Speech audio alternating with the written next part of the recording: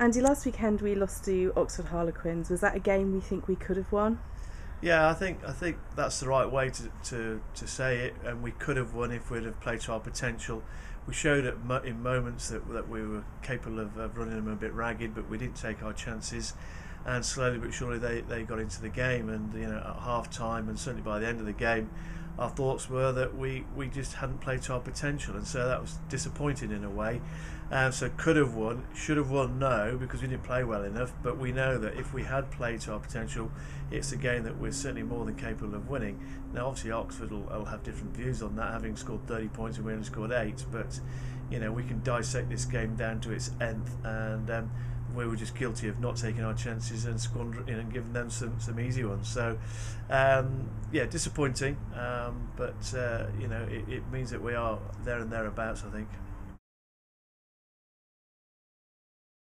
Okay, so we've got Exmouth at home on Saturday, another team that have not won yet this season. What are your expectations of the players for that match? Well, obviously we want to pick up and build up from our performance on Saturday. That's the first thing. We've got to give a better account of ourselves so that we score some points and get some feel good.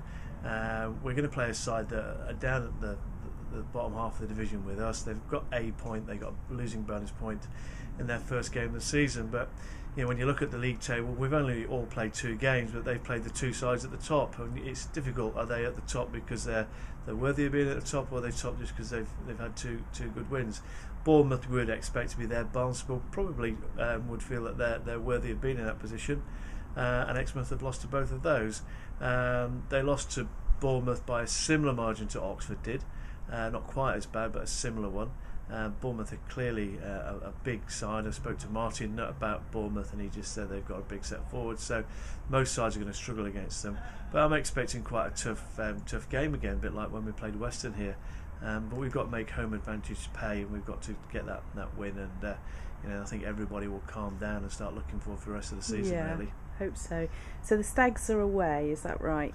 Stags are away against Bournemouth. Okay. In this Solent second team league. They've been dealt a pretty harsh card, really. I hadn't realised it until the other day.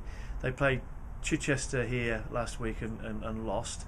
And Chichester won the league last year without losing a game, so that was obviously a tough game. And the team that came second was Bournemouth. So they've been dealt first and second from last year.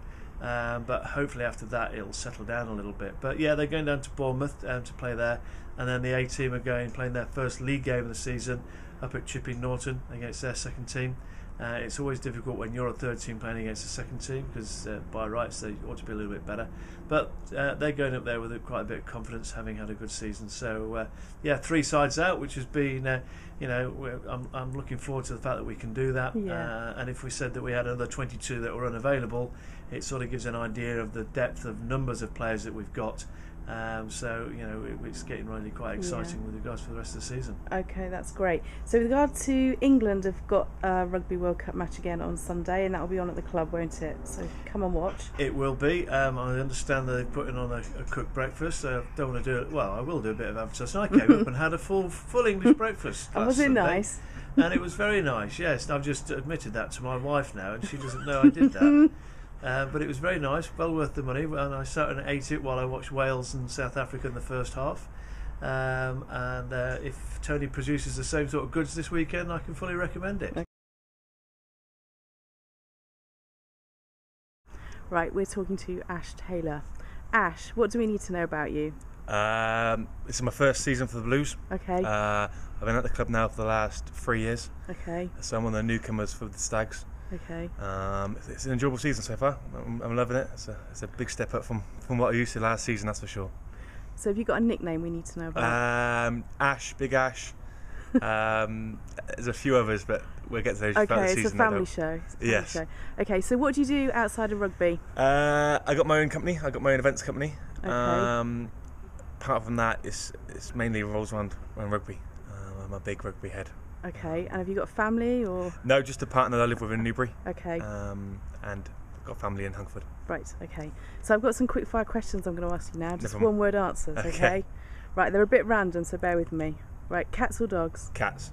Batman or Robin? Batman. Porsche or Ferrari? Porsche. Cider or lager? Oh, jeez. Lager. Facebook or Twitter? Facebook.